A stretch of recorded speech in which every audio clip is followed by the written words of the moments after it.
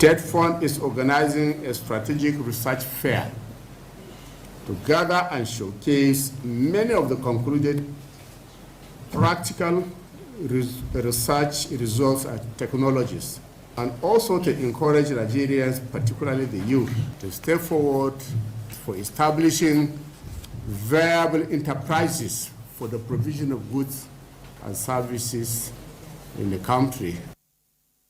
Executive Secretary of TED Fund, Sonny Echono, said the agency is working towards ensuring that potentials and achievements that have been recorded in the area of innovation and creativity are harnessed.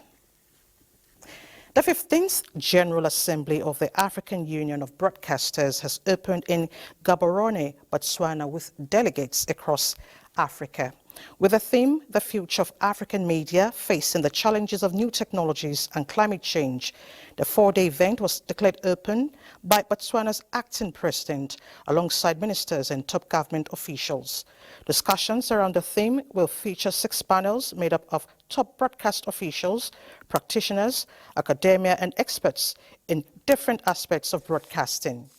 During the General Assembly, new officials to occupy the 15-member Executive Council are also to be elected to run its affairs for the next 2 years. Meanwhile, the AUB Council unanimously adopted the creation of the African Artificial Intelligence Observatory to support the continent's media in digital transformation. The Council, in its meeting, emphasized the importance of the initiative as a step towards implementing the recommendations of the AUB Summit on Artificial Intelligence and Media held in March 2024 in partnership with UNESCO in Cameroon. It's time to pause here. Let's head to the city of Lagos, where Adeola is standing by with more reports. Hello, Adeola, and nice to see you. Thank you, Elizabeth. Sequel to the seizure of more than 6,000 pieces of donkey skin valued at 6.8 billion naira, the Nigeria Customs Service is committed to deepening surveillance towards ensuring that trade in endangered species is totally eradicated. The controller of the Federal Operations Unit Zone A, Kola Oladeji, said killing of 6,000 donkeys for selfish purpose poses both existential and financial threats to the ecosystem.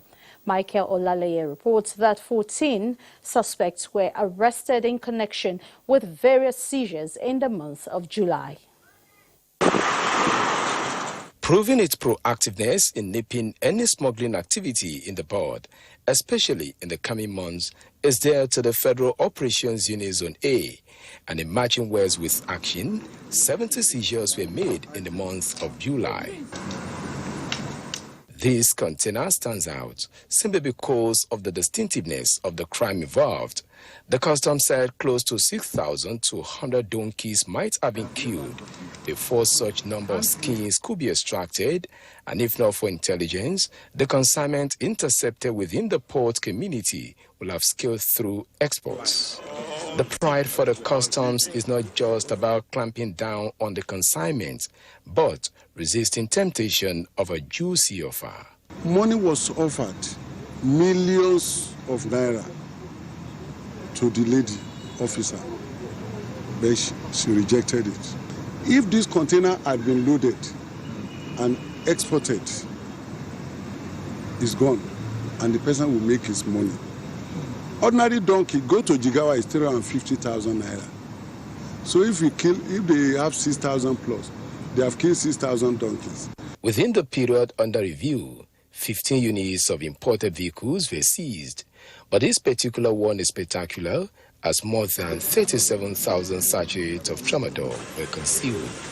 The euphoria for the unit comes from not just increasing duty-paid value on seized items by more than 1,000% when compared to 2023, but also because no single shot has been fired despite the huge volume of seizures recorded within 4 months.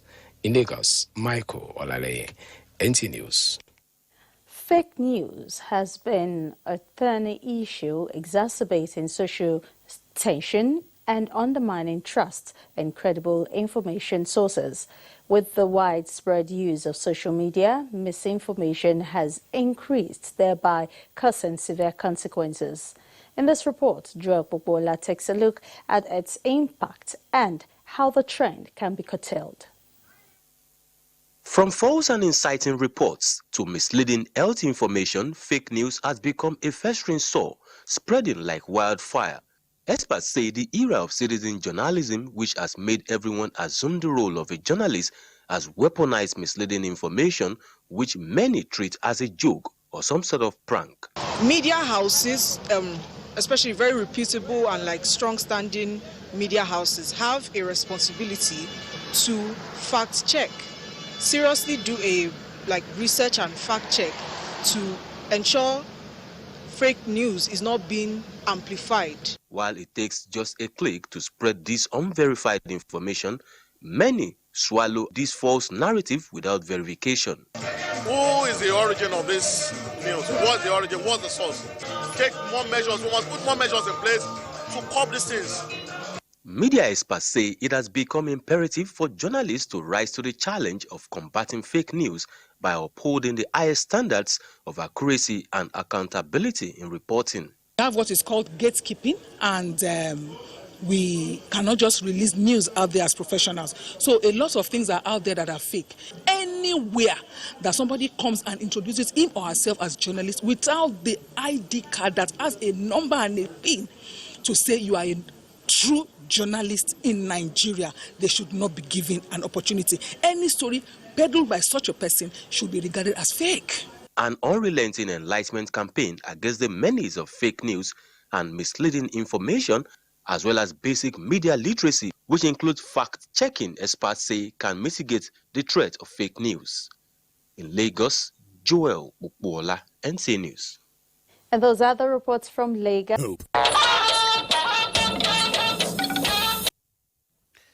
You're still watching NTA Network News. Let's now talk business. Aliko Dangote has officially announced the commencement of petrol production at the Dangote refinery. The industrialist expressed his gratitude to the federal government for permitting the sale of crude oil in Naira. He presented the first sample of petrol from his refinery to the press. The first group of trucks are set to be ready to start loading fuel earlier today, with a capacity to produce 650,000 barrels of oil per day. It is expected to fully meet Nigeria's demand for refined petroleum products. Meanwhile, oil prices settled nearly 5% down on Tuesday at their lowest levels in nearly 9 months, on signs of a deal to resolve a dispute that has halted Libyan crude production and exports. Reuters reports that Brent crude futures closed down 4.9% at $73.75 a barrel, the lowest level since December 12th. West Texas Intermediate crude futures, which did not settle on Monday because of the U.S. Labor Day holiday, fell 4.4% to $70.33, also their lowest since December. Brent closed down 0.3% last week, while WTI settled 1.7% lower. And out of the capital market, the equities market extend positive momentum to Tuesday as investors gained 45.8 billion naira at the end of the session.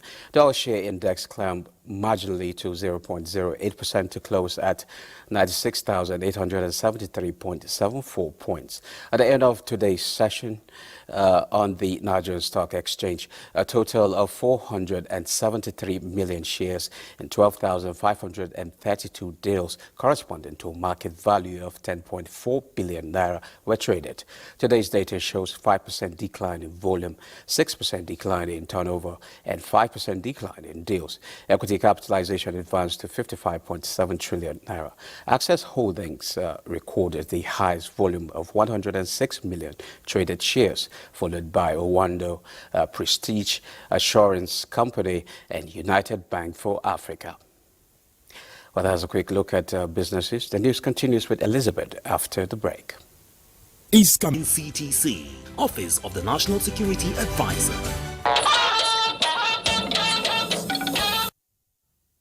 Thanks for staying with the NTA.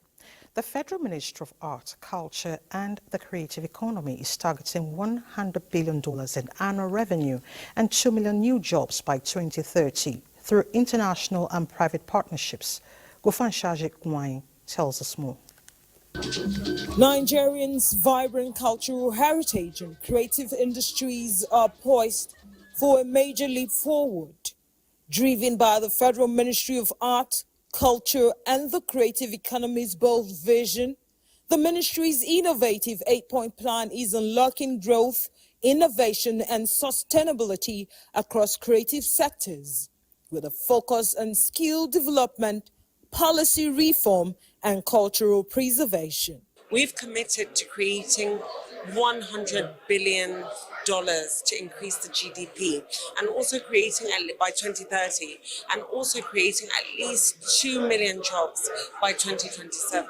It's an opportunity to really show that culture is a pillar, is pivotal for the sustainable development goals. We're ready. We need seed capital to build.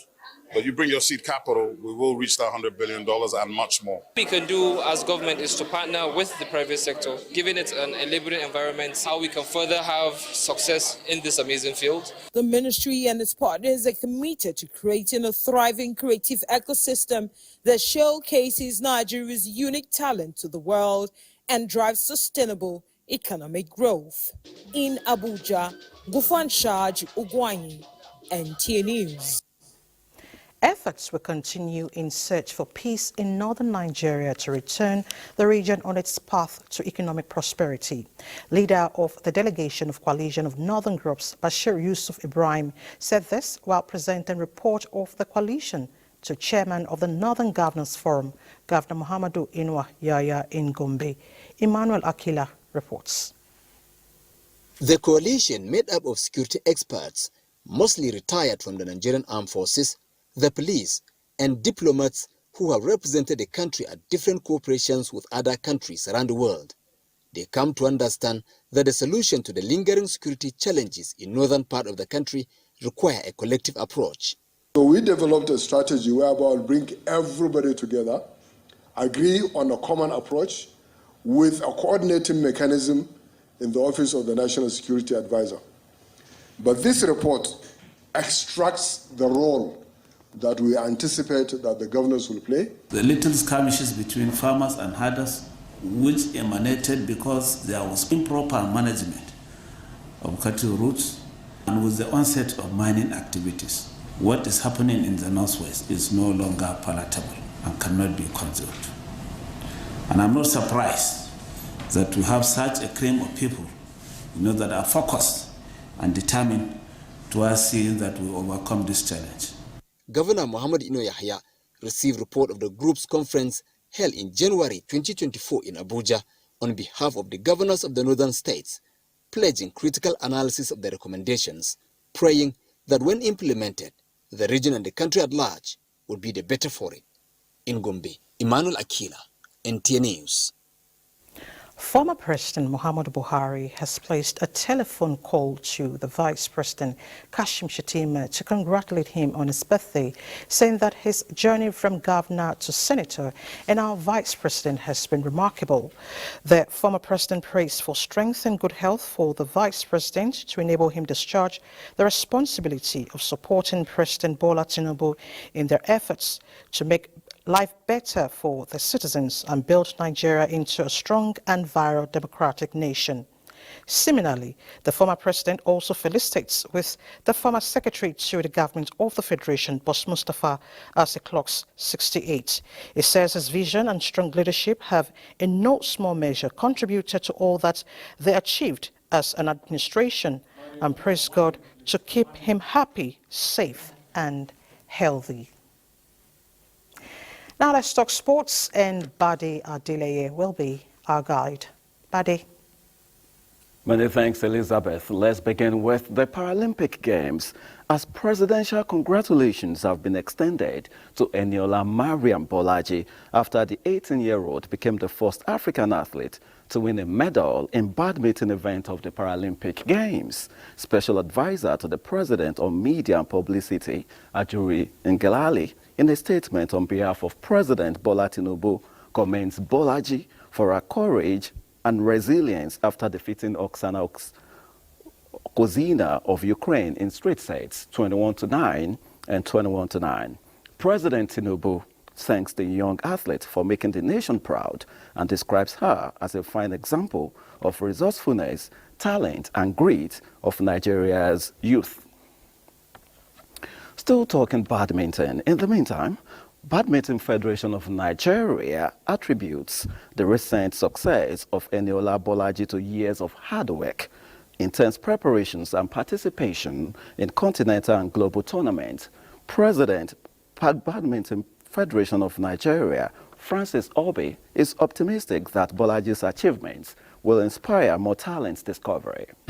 As we are approaching the Paralympics, she moved to world number 7, world number 5, world number 3, and then world number 2. Of course, at some point, they had to give her a wild card. So she went to the Paralympics on what you call the bipartite invitation, just like, in tennis, it's called the wild card.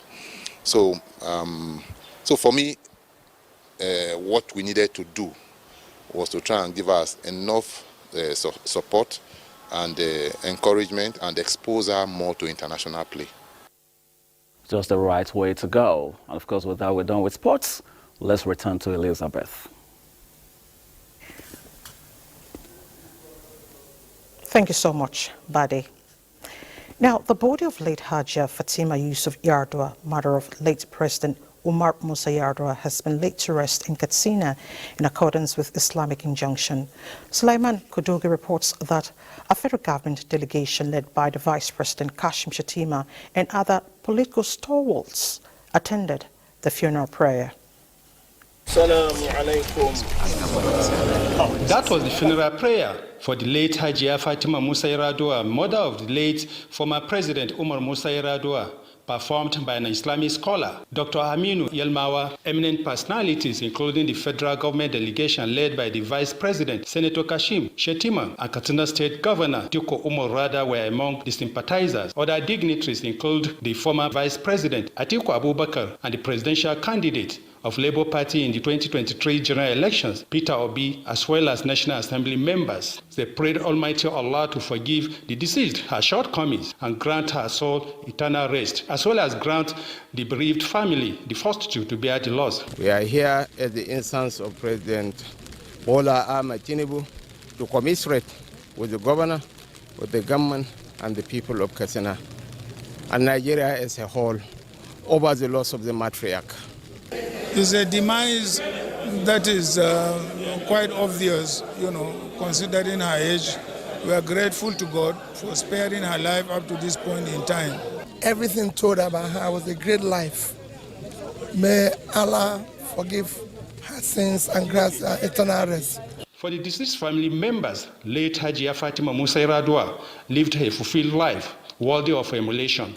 In all her life, what she has been telling us, wherever you find yourself in life, fear God, help the needy ones. The only thing we can do is to pray. The deceased died at the age of 102, left behind many children, including Senator Abdulaziz Yaradua and many grandchildren. Suleiman Kudogi, NTA News. Meanwhile, President Bola Tinubu commiserates with the Yardua family over the passing of Hajia Dada.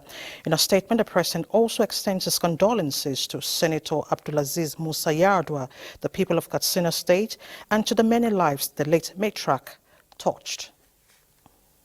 Similarly, former President Muhammad Buhari is extremely saddened by the demise of the matriarch of the Yardua family, Hajia Dada Yardua. In a condolence message, the former president says her virtuous life was an inspiration to all who came close to her. In the same vein, First Lady of Nigeria, Oluremi Tinubu, commiserates with the Yadwa family over the passing of the matriarch Haja Dada Yadwa. She prays Almighty Allah to grant the deceased Aljana Firdaus. And the Deputy President of the Senate also condoles with the family of the late President Umar Musa Yadwa over the death of their mother, Haja Dada. He prays God to forgive her shortcomings. Also, the Southern Senators Forum, in a condolence message, commiserates with Senator Abdulaziz Yadwa and his family over the demise of the matriarch and prays for comfort for those who mourn. Now, the family of Avayedun Dola Dominic announces funeral arrangements for the burial of the matriarch Comfort Avayedun Dola Dominic. A commendation mass will take place on Monday, 23rd of September 2024 in Warri, Delta State. A wake will also take place on Thursday, 26th of September 2024 in Igara, Edo State. Requiem Mass, interment and reception Friday, 27th of September 2024 in Igara, Edo State. Madam Comfort Avayedun Dola Dominic is survived by her children and grandchildren, including Dr. Oremeyi Odusan, a consultant pediatrician, and Ozavive Winfo, a director at the Federal Inland Revenue Service. And that's the news. Thank you so much for your time. I'm Elizabeth Omori.